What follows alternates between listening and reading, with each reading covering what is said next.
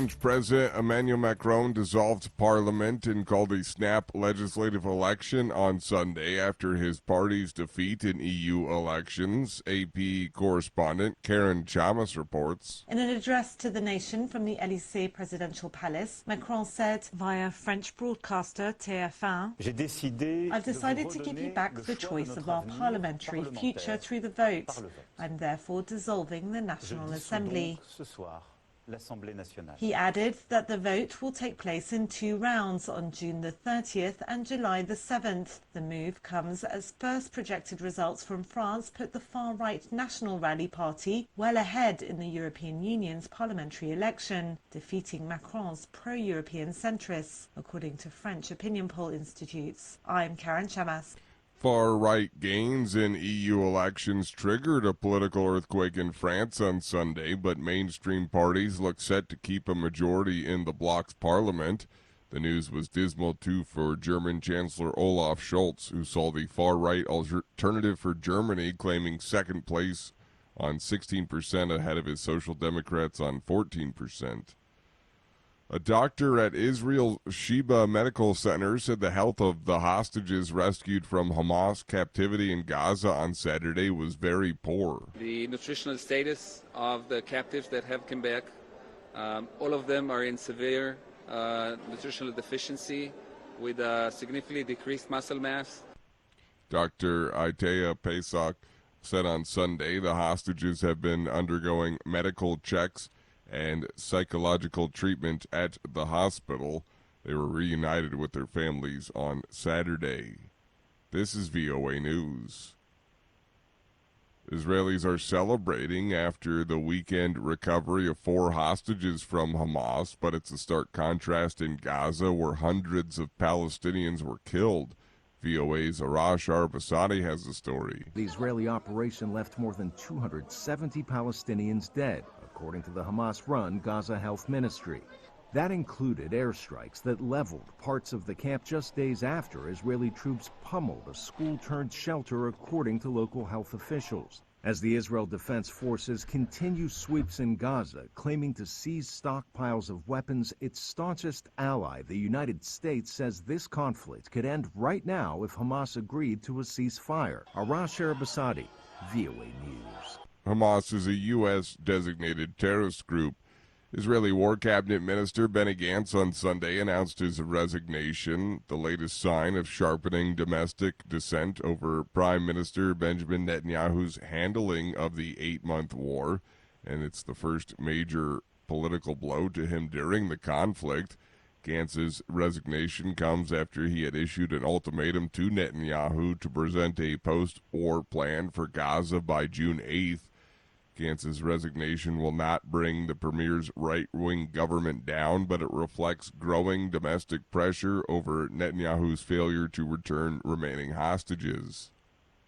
South Korea's military said it resumed loudspeaker broadcasts directed at North Korea on Sunday after Pyongyang sent more balloons carrying trash into the south. Reuters correspondent Olivia Chan has more. The decision to resume the broadcasts as a form of psychological warfare was made after North Korea began launching about 330 balloons with trash attached a day before, with about 80 of them dropping over the border. That's according to South Korea's military. South Korea's broadcasts include world news and information about democratic and capitalist society, with a mix of popular K-pop music. Pyongyang started sending balloons carrying trash and manure across the border in May. It has said the move was in retaliation for anti-North leaflets flown by South Korean activists as part of a propaganda campaign. Reuters correspondent Olivia Chan. Indian Prime Minister Narendra Modi was sworn in on Sunday for a 3rd term after worse-than-expected election results left him reliant on coalition partners to govern. Modi's Hindu nationalist BJP party ruled outright for the past decade, but failed to repeat its previous 2 landslide wins this time around, defying analysts' expectations and exit polls.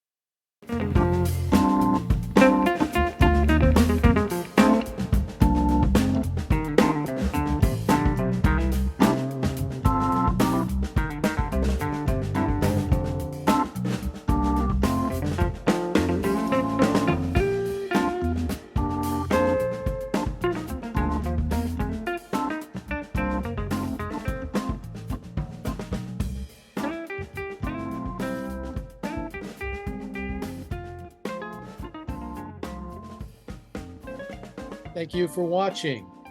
Can you do me a favor? Please leave a comment in the comments section below. That would really help. Thank you, and see you again soon.